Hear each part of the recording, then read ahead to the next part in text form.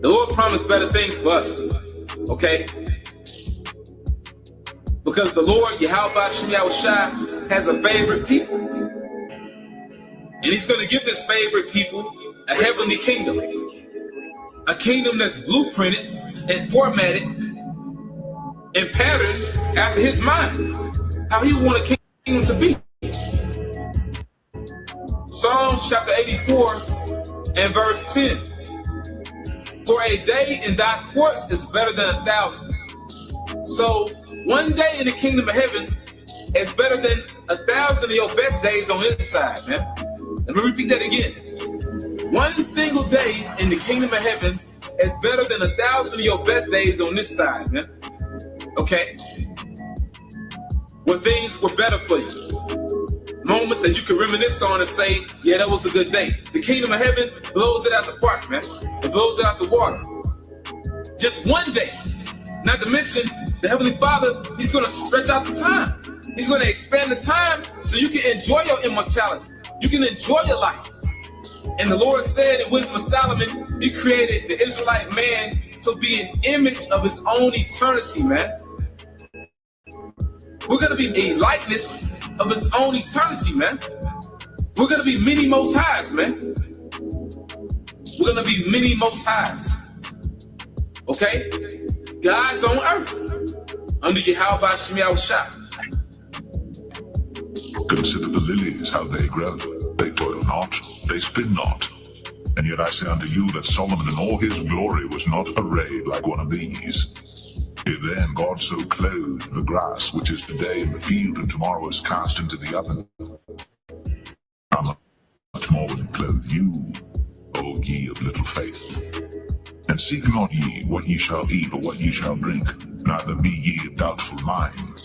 For all these things do the nations of the world seek after, and your Father knoweth that ye have need of these things. But rather seek ye the kingdom of God, and all these things shall be added unto you. Fear not, little flock, for it is your Father's good pleasure to give you the kingdom. Sell that ye have, and give alms. Provide yourselves bags which wax not old, a treasure in the heavens that faileth not, where no thief approacheth, neither moth corrupteth. For where your treasure is, there will your heart be also.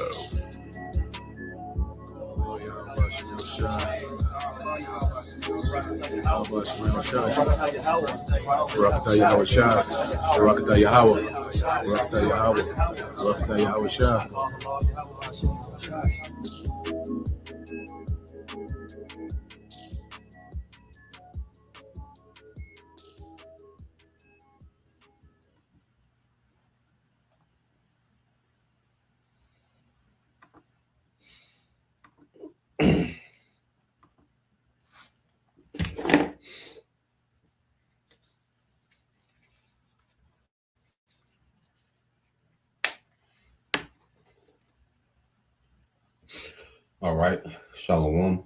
First and foremost, I would like to give all praise and glory unto Yahweh, Bahashem, Yahweh Shai, Bahashem, Rakakadash, and double honors unto the apostles and the elders of GMS who rule well, teach well, being great examples to his younger brothers.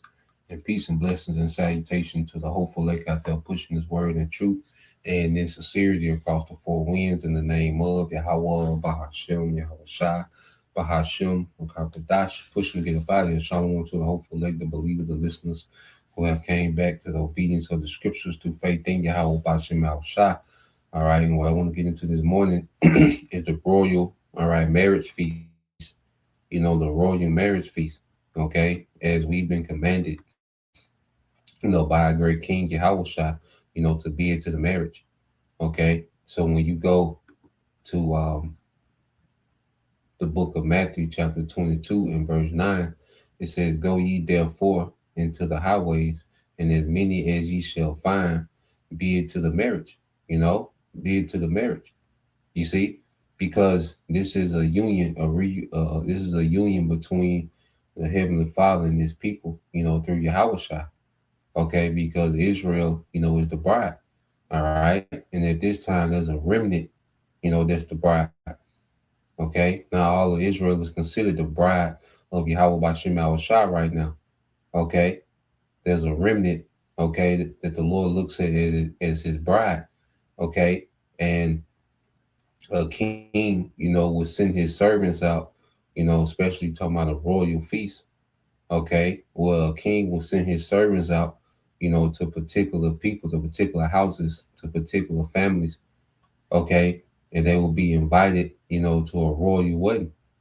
A wedding, was a big thing in our culture, okay, but a royal wedding, was extravagant, you know, and the king didn't take it lightly if you rejected his invitation, okay. So you have, people that reject, okay, the invitation.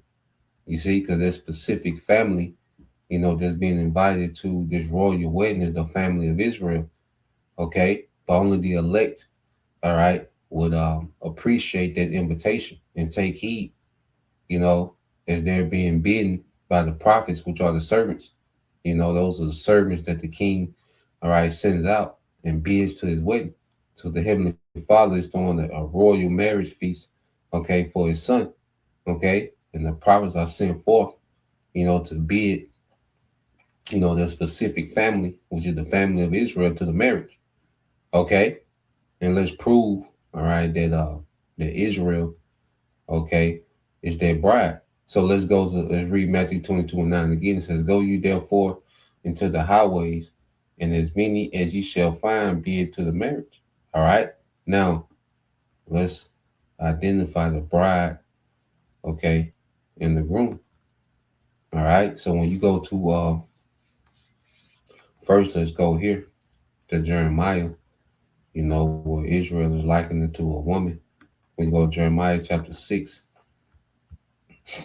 okay, in verse 2. It says, "I have likened the daughter of Zion to a comely, which is beautiful and delicate woman." Okay. So Israel is likened unto a beautiful and delicate woman. All right. And when you go here to Jeremiah 3, and when you jump down, it's the book of Jeremiah.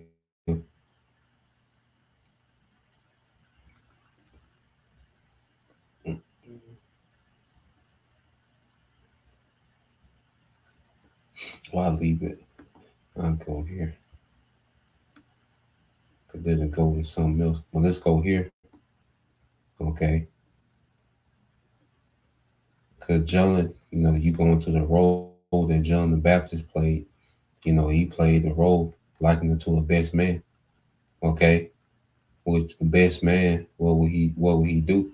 He would prepare, the bride, for the groom. During the whole betrothal period, the best man, okay, will have an important role in preparing the bride for the groom. Okay, so let's go here. It says, this is John 3:29. It says, "He that had the bride," okay, which is Israel, is the bridegroom. All right, Yahweh Shai.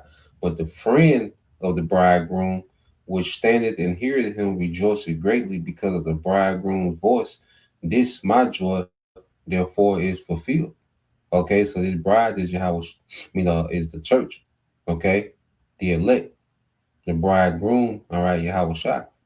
Okay, the friend of the bridegroom, which was John the Baptist, was what prepared the church. Okay, the bride for Yahweh Shai. Okay, he came back in this time as elder. All right, Abba Bivens. Okay, John the Baptist came back in his role as the best man. Okay, to get the church ready, the bride ready for the bridegroom. Okay, Yahweh Shai. Okay, and then let's go here. When you go to the book of Corinthians, it might be second. Let me see.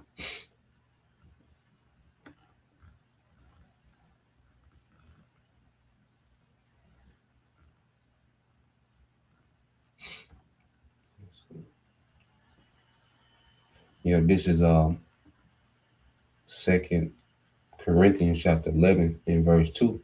It says, "For I'm jealous over you with godly jealousy, for I have espoused you to one husband. You see that? That I may present you as a chaste virgin to her Mashiach. You see that? So the Apostle Paul, he's writing to the church of Corinth, and he's likened unto, a best man that's getting these churches, these Israelite foreigners prepped for Yahushua, which we was all likened unto Israelite foreigners and Gentiles, born, in America, wherever in this world, in this beast system, all right? We was likened unto Gentiles that had to be what? Okay? Cultivated and groomed for Yahushua. You see, we're like a woman espoused, okay, especially a wild woman, a woman that's not of nobility, it would take a lot of training, to get her up to par, okay, to be compatible, okay, with nobility, man, with a noble husband, okay. So we were like these wild women, they had to be tamed, okay, and conditioned, okay, to be compatible, okay, with a noble husband. You see?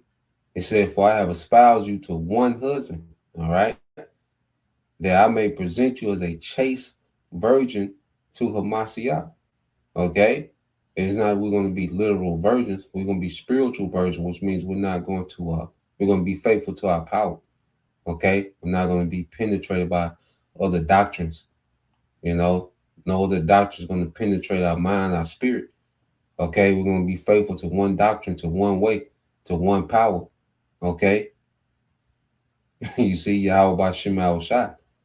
Okay? So it is true, and the Lord has it, to where we're being cultivated by this word. Okay? We're being dipped in those oils. We're being prepared like unto their bride to a royal feast.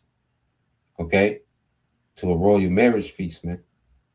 Okay? And the Lord is not going to take it lightly for those that have rejected, okay, his feast. Now you go here. Going to Luke, which is the same parable. Okay.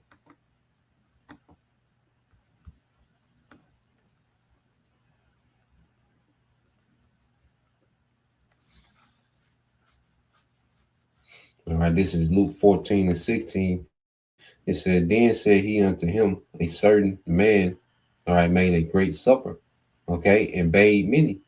Okay, so Yahweh Shema Shai, this truth is like being invited to a great supper, a great feast, okay, of a king.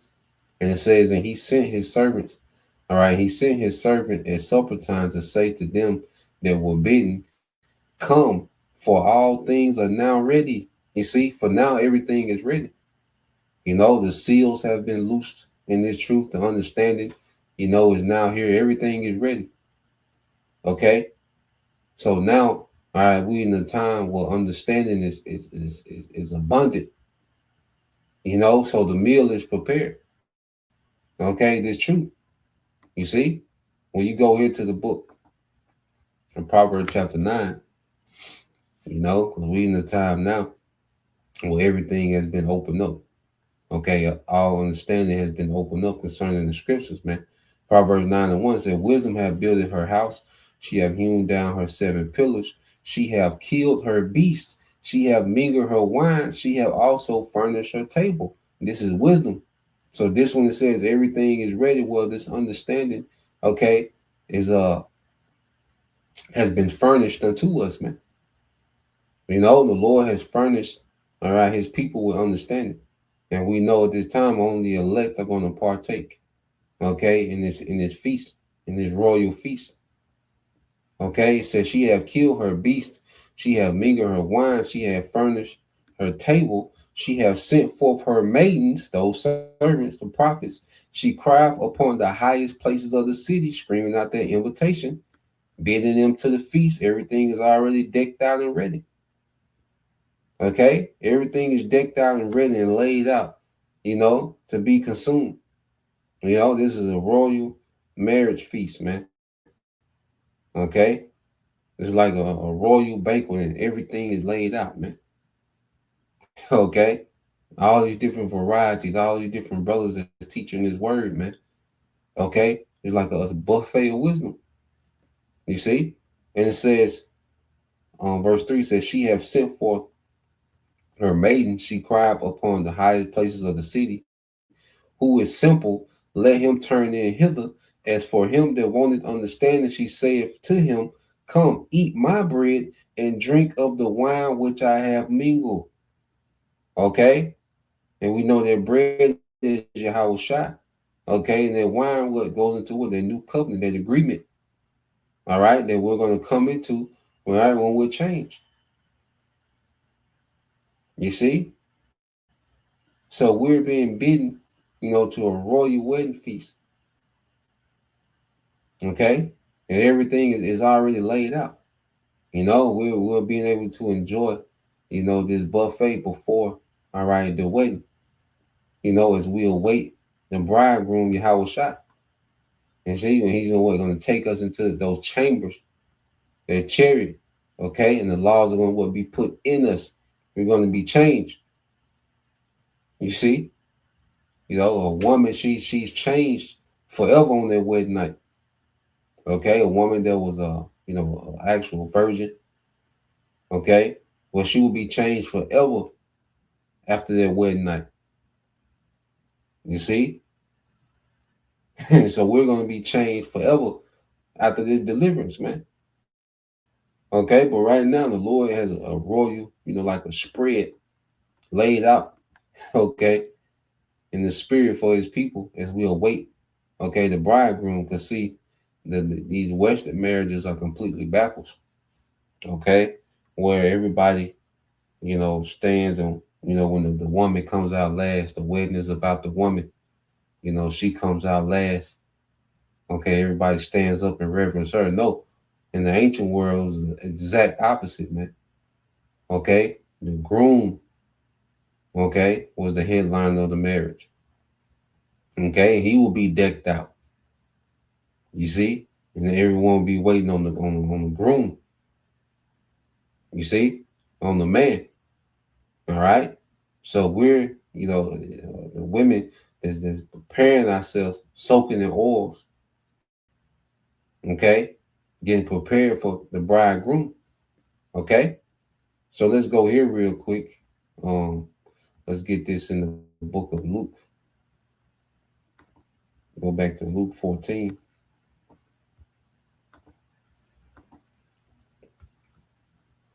This is the book of Luke, chapter 14, and verse and 17. I read 17 again. It says, and sent his servant at supper time to say to them that were bidden, come, for all things are now ready. And they all with one consent began to make excuse. The first said unto him, I have brought a piece of ground, and I must needs go and see it. I pray, all right, I pray thee have me excused. And another said, I have brought 5 yoke of oxen, all right, and I go to prove them. I pray thee have me excused. And another said, I have married a wife, and therefore I cannot come. Okay, so these men made all these excuses about what they had going on, why they couldn't come, and this, because you go into this parable, especially during this time, all right, first you have to deal with the aspect of, a lot of the circumcision, they didn't, consider Yahweh Shai of anything of importance, a lot of circumcision. You had some that did, a lot of his people did, receive Yahweh Shai of the circumcision. A lot of people didn't. Okay. So you had those that was of the circumcision, okay, and they didn't consider, all right, Yahweh Shai, they didn't believe. They didn't the invitation didn't move them, they was concerned about their own thing at that time, what they already had going on. Okay. And in this time you have our people, okay, that their life in this world, okay, is far more important than this royal marriage feast. Okay, this spiritual buffet. Their life and what they got going on now is far more important. Now, this sounds similar. Okay, let's read this again, and we're gonna go into Luke 17. because all these excuses sound similar to the days of Noah. Okay, showing you that Noah was calling out. Noah, he was bidding to the marriage. He was bidding, all right, to a you know, to a royal feast. He was inviting, all right, Jake to mercy, to salvation. He was inviting, the sons of God. Okay, but Jake was doing their own thing. Jake wasn't considering. Okay, so even Noah, he was giving the invitation of mercy. Okay, because the royal feast is that really speaking of this royal marriage, the supper of the lamb is for this time, but Noah was inviting, to mercy. He was bidding, all right, the sons of God to mercy at that time, all right, and they didn't consider. Okay, they was caught up in their day to day, all right. Luke 14, 18 again, it says, and they all with one consent began to make excuses. The first said unto him, I have bought a piece of ground, and I must need go and see it. I pray thee, have me excuse. And another said, I have brought 5 yoke of oxen. I go to prove them. I pray thee, have me excuse. And another said, I have married a wife, and therefore I cannot come. Okay? So all these excuses, and when you go into, okay, how Yahweh Shah said it will be, during the time of the end, before this great destruction, before his return. Well, when you go here to the book of Luke, chapter 17, and verse 26, it says, and as it was in the days of Noah, so shall it be in the days of the Son of Man. They did eat, they drank, they married wives, they were given in marriage until the day Noah entered into the ark and the flood came and destroyed them all. Okay? So you see, the same excuses that Jake was making, well, this was going on during the flood. When Noah was giving, all right, when he was inviting Jake to mercy. Okay? It's the same thing that was going on then. You see? So just as now, as our people, they reject the invitation. You see? And they was caught up in their own thing, their day to day. Okay? Same thing was going on during the time of Noah. All right, verse 17 says, they did eat, they drank, they married wives, they were given in marriage until the day that Noah entered the ark and the flood came and destroyed them all. Likewise, also it was in the days of Lot, they did eat, they drank, they bought, they sold, they planted, they built it. What they said, look, I just bought some land, I need to go survey it. I got a woman, I got this, I got that. You see, the same thing. Likewise, as it was in the days of Lot, they did eat, they drank, they bought, they sold, they planted, they built it. But the same day that Lot went out of Sodom, it rained fire and brimstone from heaven and destroyed them all. So we in that time again.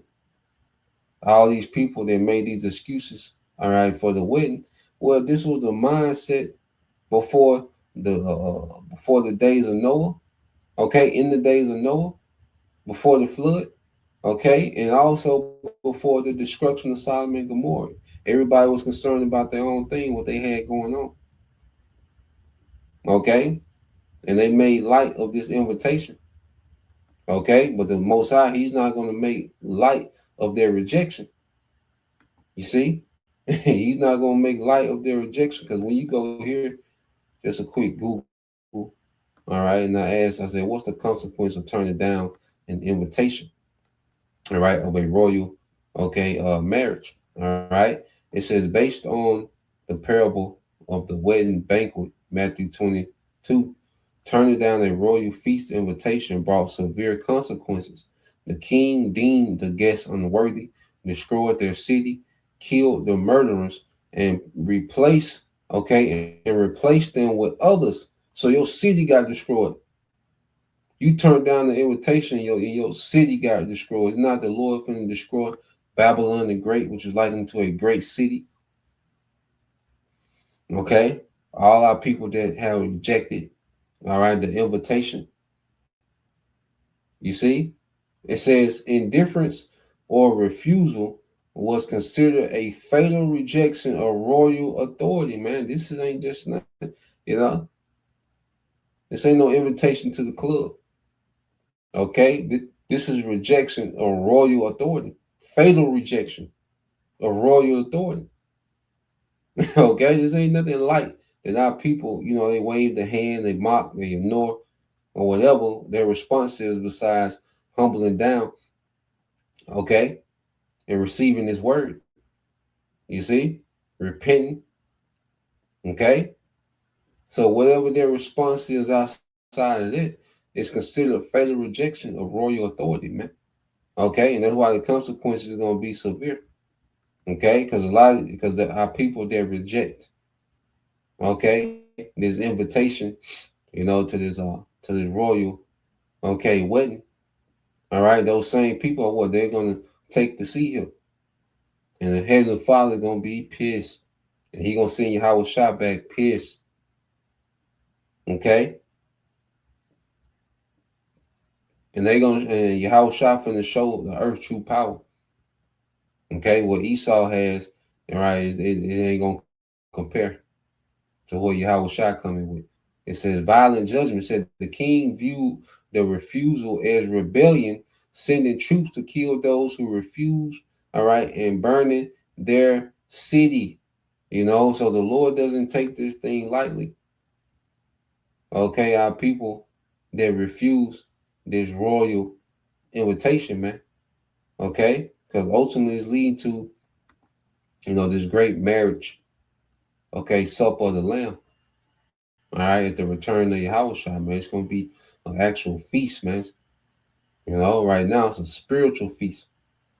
Okay, a spiritual buffet of understanding, but it's gonna lead to, us being delivered change, in the actual feast. Okay, with our great King Yahweh, us being joined back to our power forever, us being reconciled back to our power forever, man. Okay, let's get that let's go here to Isaiah, and then we'll get that in the book of Revelation. This book of Isaiah, chapter, I want to say 54.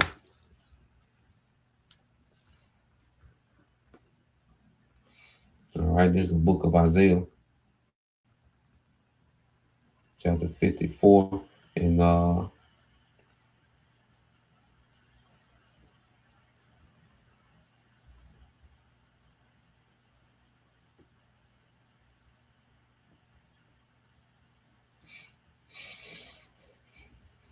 I started at 4. It says Isaiah 54 and 4 said, "Fear not, for thou shalt not be ashamed."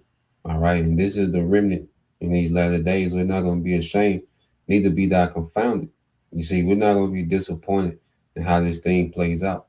For us to decide to come back to our power, to be faithful to our power, to prepare ourselves, for Yahweh Bashim Shah in these last days. We're not going to be ashamed to be confounded. We're finna come into glory, everlasting glory, man. It said, "For thou shalt not be put to shame, for thou shalt forget the shame of thy youth, and shalt not remember the reproach of thy widowhood anymore." Okay? Because we was put away for disobedience, man. That was a shame, that was a lifelong shame. When a woman get put away, she had to bear that shame. You see? That was a very shameful thing in the ancient world, not like this society where you have divorce parties, and you see the East was completely different, man. All right, completely different than this madness. Okay, they call culture and society today, man.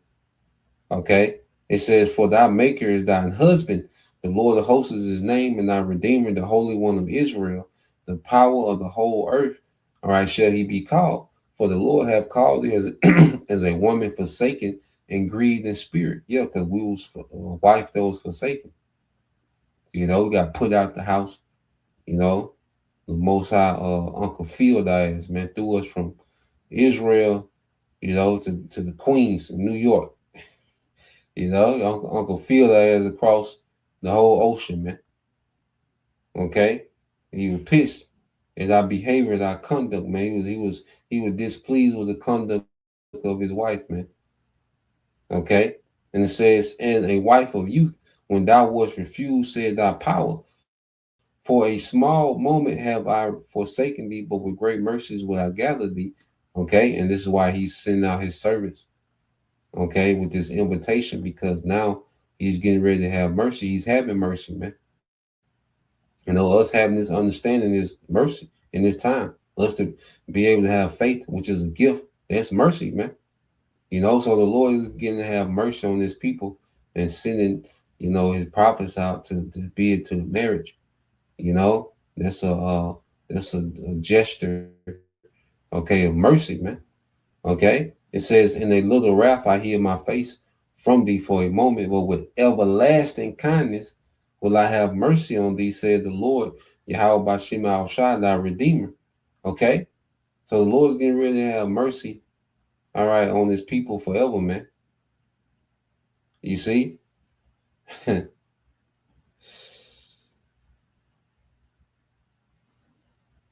man.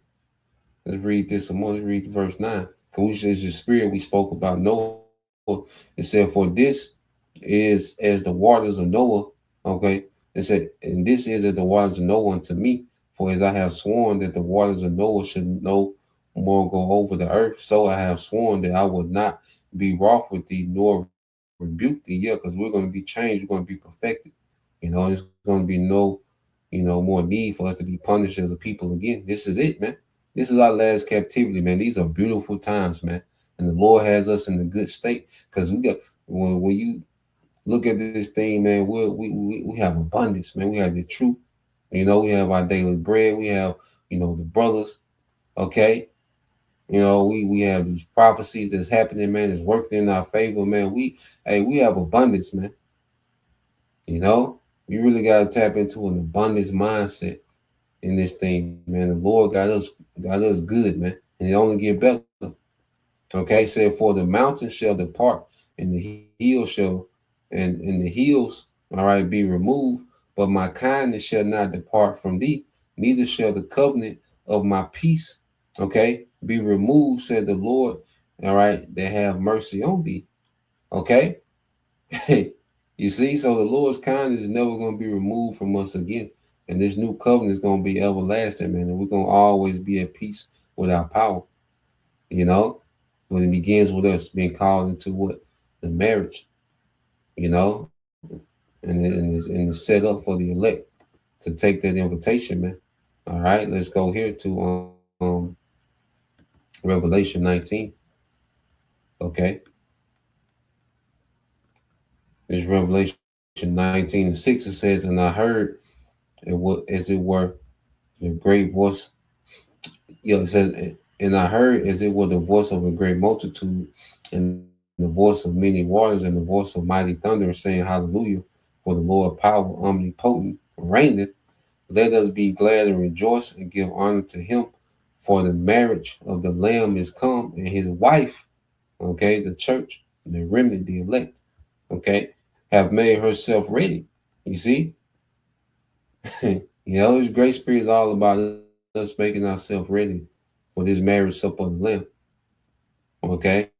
To be joined back with our power. That's why we constantly shed this world, and put on the elect. Okay? That's the bride making herself ready.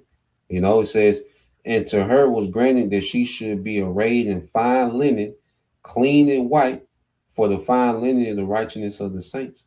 So we're being decked out, with obedience, with wisdom, with understanding our conduct. Okay? Our conduct is becoming beautiful. Obedience to our powers is beautiful. Faith, Verse 9, it says, and he said unto me, right, blessed are they which are called into the marriage supper of the Lamb. And he said unto me, these are the true sayings of the Most High. So it's going to be a great feast, when we're joined back, to our power, for good, when we're delivered in those chariots, man. Okay, and that chariot going to be decked out, man. Okay. That chariot going to be decked out, man, like a great, You know, you can imagine just like a great banquet hall, you know, within that chariot, man. It's gonna be like a floating, you know, floating world, you know, a gigantic floating city, man. Okay. So that's the point. Just wanted to tap into that. You know, Lord will, you brothers. All right, and you sisters edified once again. I want to give all praise and glory unto Yahweh, Bahashem, Yahweh Shai, Bahashem, Kakodash, and double honors unto the apostles and the elders of GMS who rule well, teach well, being great examples to his younger brothers. And peace and blessings, salutations to the hopeful elect Shalom.